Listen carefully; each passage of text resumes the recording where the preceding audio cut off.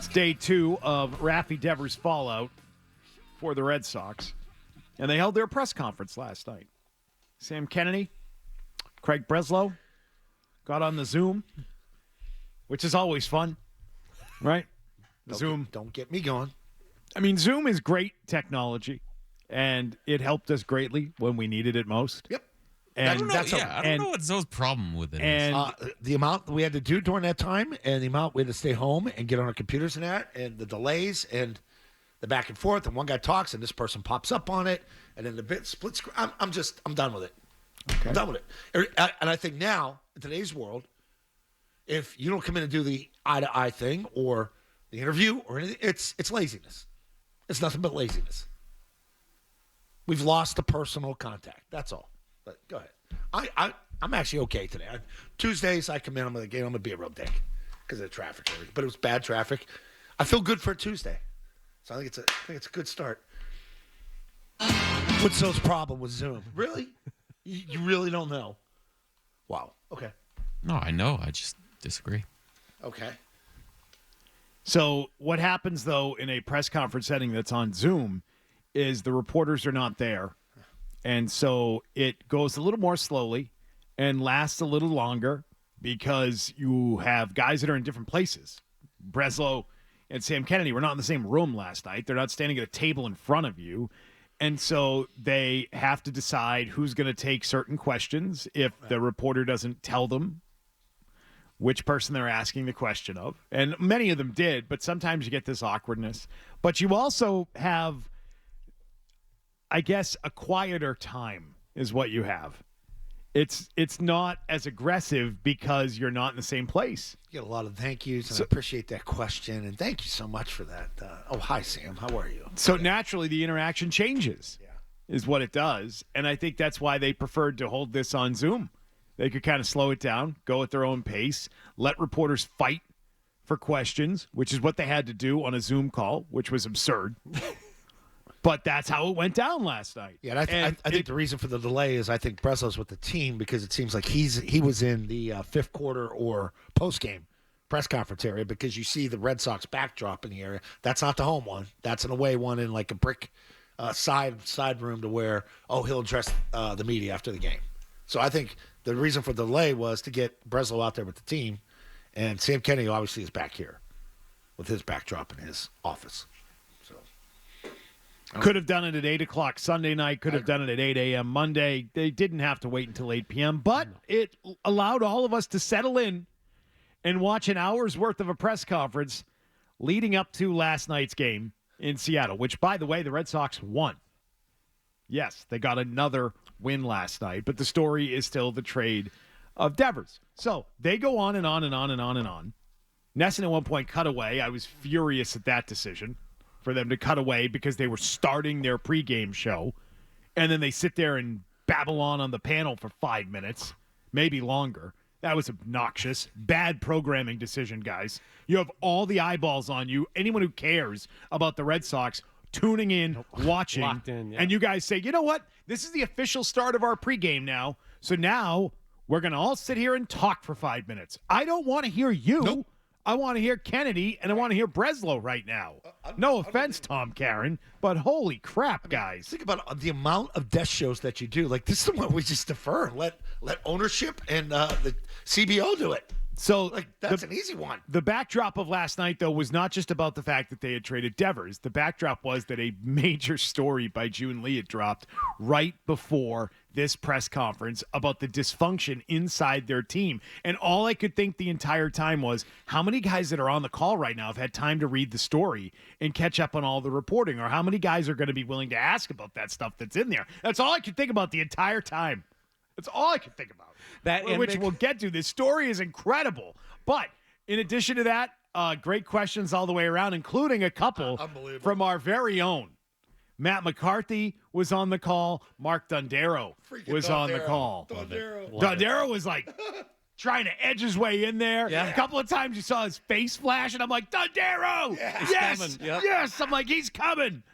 And before Dondero, we heard from Dondero. We actually did have our very own Matt McCarthy asking, I think, just the big picture question. Probably one of the questions of the press conference, I would say. Yeah, I would say so. And it's one of those questions where you're like, yeah, you know what? We kind of forget to ask the obvious. And Matt McCarthy just went for the big picture obvious question. Here it is. Hi, Sam. Hi, Craig. Matt McCarthy with the Sports Hub. Sam, as you just said that this was a baseball decision. We Hi, need to get a Sam. Matt McCarthy of the Sports Hub drop. Yeah. That's almost like the Nick Cattles 98.5 the Sports Hub Celtics one. I just heard that and I'm like, oh, that's okay. But anyway, sorry to interrupt, Matt. Go Matt ahead. McCarthy with the Sports Hub. Sam, as you just said that this was a baseball decision, and maybe this is a better question for you, given you've been here a little bit longer than Craig, but over the course of the last 5 years, you've traded an undeniable first ballot Hall of Famer in Mookie Betts, and now a player who might be building his own Hall of Fame resume in Rafael Devers. So I guess simply put, why does the organization keep doing this? And what are the organizational factors that have created an environment where the Boston Red Sox are, I guess, repeatedly trading away Hall of Fame talent? Thank you. Yeah, thanks, Matt. Understand the question. Each and every player decision is its own individual decision. And as I said at the outset, it's really, really hard when we either can't line up with our own players who become free agents or we don't line up on extensions. Obviously, very different circumstances. But I'll put our record up against anybody else's in Major League Baseball over the last 24 years. We're incredibly proud of what we've built here. We've got more trophies and banners to show for it than any other organization in Major League Baseball. And we are so proud of that. And this clubhouse believes in itself, and we believe in them. And I think our players are going to be pretty vocal over the next couple months about the belief in themselves and what they've been put together to do. Craig Breslow, it's easy for me to talk about him. He knows what it means to be a World Series champion in Boston. His tenure here, albeit short, has been defined by bold, decisive, aggressive moves. Probably feels a lot more than 2 years in the role. But a lot of the moves that he's made have been bold and decisive and rooted in what is in the best interest of the baseball team. What a lame brain this guy is. Unbelievable. He trades Devers, and the next night he's bragging about their banners and their trophies and their championships, and we do it better than anybody else. Yep. What arrogance from this and team. We'll keep adding trophies to that case and raising banners here Maybe this Fenway. year. Maybe this year, man. How about just trying to stay above 500? How about making the playoffs? Let's start with baby steps here, Sam. It's a good start. How about baby steps? It's just such a frustrating answer if you're a Red Sox You know fan. what else they lead in this time frame? Double check me on my math, everybody. Don't they also lead the majors in last place finishes? Yes, they do. Isn't that one of their specialties as well? If you want to historically talk about the team, sure, like he would like to. Yeah. You're 6 games over 500 dating back to 2019. 6 games over 500. Yeah. For the last 6 years, we're 6 games over 500. We're 1 game over for every year of baseball we've played.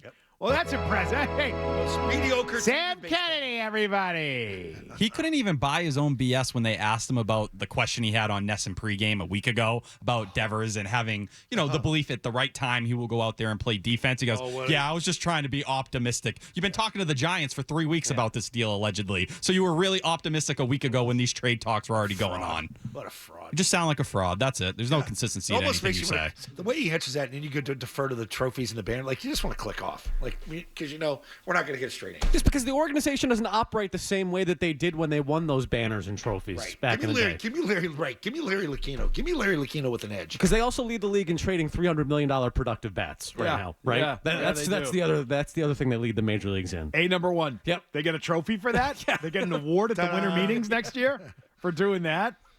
There you go. Can you believe that? I couldn't believe that answer. One, I laughed out loud when he said, thanks, Matt. I don't know why that just caught me the way it did. I laughed when he said, hi, Sam. I thought it was hi, amazing. Sam. Thanks, Matt. You gotta get that Thanks, hi, Sam. Thanks, Matt. Now, let me tell you about all my trophies I have. Hi, Sam. Hi, Craig. Matt McCarthy with the Sports Thanks, Matt. I can't believe that they did this. I couldn't believe a number of things that were said in this press conference. That one being near the top of the list, that they were bragging about their championships and their trophies and banners that they're going to continue to hang. Hard to believe they have a communication problem, huh? With Rafael Devers based on that press conference? Yeah. I mean, could you imagine having Super regular relatable. conversations with those people? I couldn't. In fact, the people that worked for Craig Breslow couldn't stand talking to him right up until Breslow fired them. We'll tell you about that coming up, because June Lee dropped a massive story, and it just speaks to the dysfunction inside the Red Sox organization right now, which we've speculated about and talked about, and we can even see that dysfunction seeping through to the outside. Yeah, our instincts are good because it's a mess over there. You called for this yesterday. I did. You said, I got want it, the pal. Bob Hohler type piece. But I also know that I thought the Hohler piece was going to be something that slams the player. Do we have anything that really buries the player? No, that's coming. Yeah. They'll do that in their own newspaper, the one they own. They own the Globe, so they'll instruct somebody there to bury Devers. You'll see. There's already pushback on the idea that he demanded a trade, which the Globe reported. Is there not? Cotillo reported the opposite of that, said he didn't request the trade. I So requested one in April. there's dispute about what happened there, about whether or not he asked to be traded. I don't know. He's not here, though.